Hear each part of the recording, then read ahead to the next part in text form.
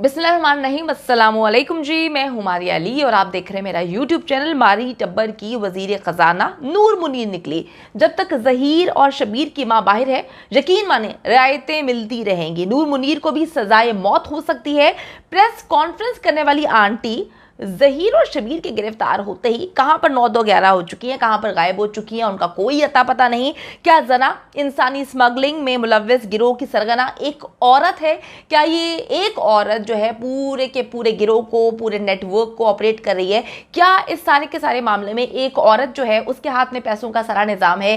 किस तरह से ये सारे मामला हो रहे हैं, किस तरह से जो है वो सारी चीज़ों को प्रमोट किया जा रहा है, मामला को आगे लेकर चला जा रहा है, और किस तरह से अब छुपने की कोशिश की जा रही है। आज की वीडियो में इस पर बात करेंगे। वीडियो को आखिर तक जरूर देखिएगा। अच्छा जी, जहीर और शबीर की जो मजलूम माँ है, यकीन करें कि बेचारी माँ मजलूम, जो रोटी को चोची बोलती है, बेवा है और इतनी गरीब है कि घर के जो है बिल्स नहीं दिए जाते और घर का जो किराया है वो देना बड़ा दो भर हुआ है। जो सरकारी उनकी तनख्वाह आती है उसका इंतज़ार करते हैं वो लोग।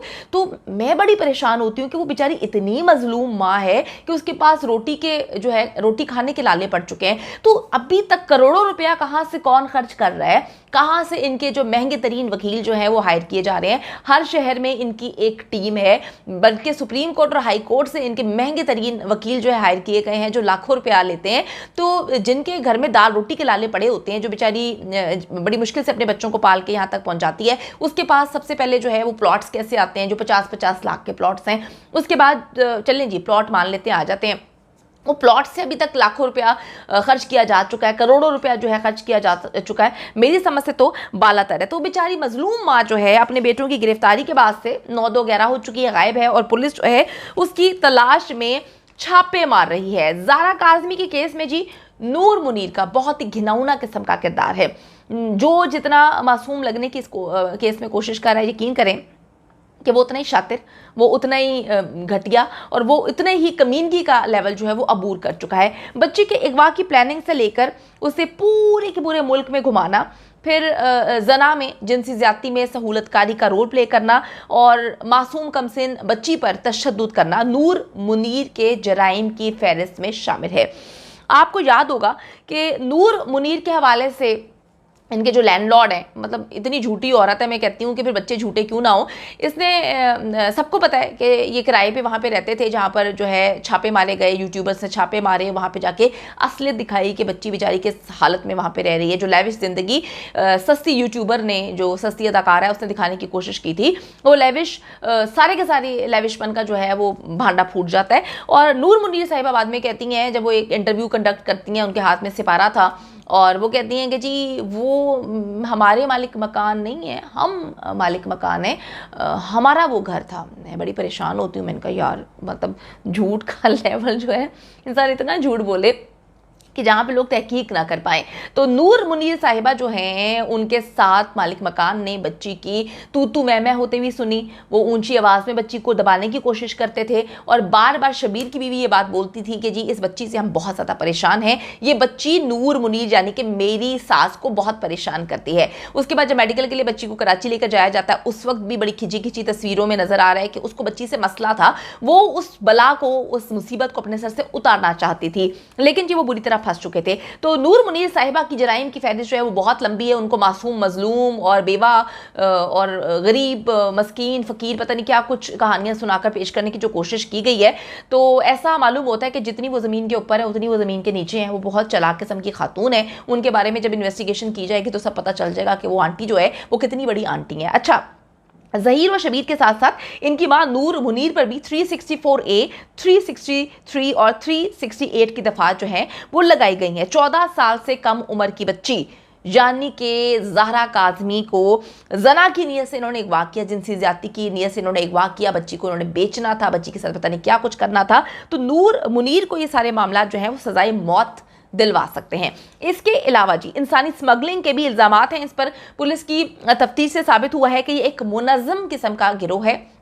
और शौकत शाहानी साहब जो बड़ी इनकी चमचागिरियां करते थे, उन्होंने भी अपनी रिपोर्ट में ये बात लिखी थी कि जी एक गिरोह है। तो सिंध पुलिस को पता तो सब कुछ था, अभी भी सब कुछ पता है कि कौन गिरोह है, कौन नेटवर्क है, कौन क्या कुछ करता आ रहा है, किसने क्या कुछ किया था। लेकिन पता नहीं क्यों ऐसा मामला है कि सिंध पुलिस जो है ना, इनको अपने दामाद बनाने के चक्करों में है। और कहीं मैं अब परेशान हूं कि ज़ारा काज़मी से तो उसके वालिदैन और पाकिस्तान की कौम जान छुड़वा लेगी, कहीं सिंध पुलिस के लोग जो हैं अपनी सारी बेटियां जो हैं वो ज़हीर और शबीर के मत्थे ना डाल दें और उनको अपना सच में दामाद ना बना लें, क्योंकि हरकतें तो इसी तरह से चल रही हैं। अच्छा जी, अब आप देखें, जो 3 सूबों के 5 से 7 शहरों में ये एक मुनज़्ज़म किस्म का गिरोह है, एक्टिव है, और पुलिस अपनी रिपोर्ट में भी इसको एक गिरोह लिख चुकी है।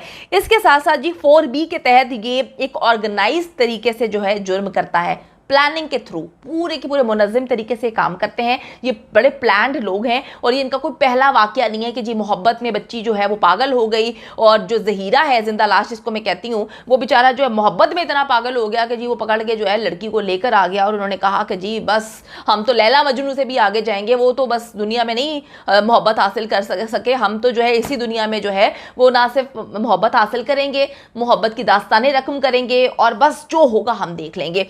अच्छा जी, अब आप देखिए डांगड़ी किस्म का वो शख्स है जो बेचारा नीचे मुंह करके आता है, नीचे मुंह करके ही चला जाता है। उसके चेहरे को देखकर आज तक कोई बंदा ये नहीं सोच सका कि ये लव मैरिज कर उस पर स्टैंड भी ले सकता है, खड़ा भी हो सकता है।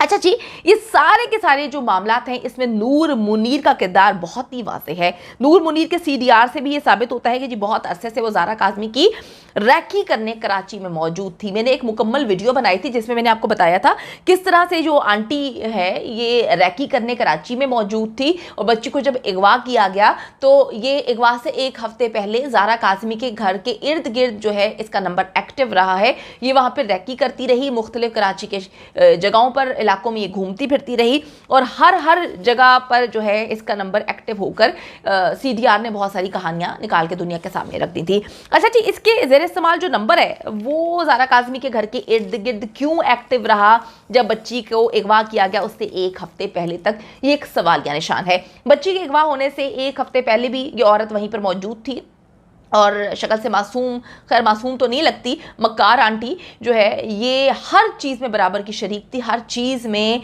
इसका एक रोल है। और हमें तो अभी ये समझ नहीं आ रही कि इतने अरसे से पुलिस इसको गिरफ्तार क्यों नहीं करी, क्योंकि ये नामजद है और इस पर वही दफात लगाई गई हैं जो इसके बेटों पर लगाई गई हैं। ज़हीर और शबीर की गिरफ्तारी के बाद जी नूर मुनीर अभी मफरूर है, उसे बहुत अच्छे से मालूम है कि जी 6 महीने की सज़ा वाले जो निकाह खां हैं और वो जो बोगस निकाह का जो गवाह है वो अगर 3 साढ़े 3 माह से अंदर हैं तो इसको तो बेल मिलनी ही नहीं है। इसको बहुत अच्छे से पता है कि इसको किसी सूरत बेल नहीं मिलेगी, और इस गुनाह की करता धरता यही है, इसके पास सारे पैसों का हिसाब किताब है, इसके हाथ में सारे पैसे हैं, जो पैसों का रोना रोती है। इसका जो घर दिखाया गया था और सस्ती अदाकारा की जानिब से जो एक व्लॉग्स बनाए गए थे उसमें बताया गया था ये बड़े मजबूर लोग हैं, तो भाई सारे पैसे तो यही आंटी प्रोवाइड कर रही हैं। ये आंटी अगर गायब हो जाती हैं, यानी कि इनको गिरफ्तार कर लिया जाता है, तो फिर कौन जो है वो पैसे प्रोवाइड करेगा, कौन पैसे पहुंचाएगा, कौन ये सारे मामला को देखेगा। ज़राए के मुताबिक जी पैसे जो हैं इसी आंटी के कब्जे में हैं,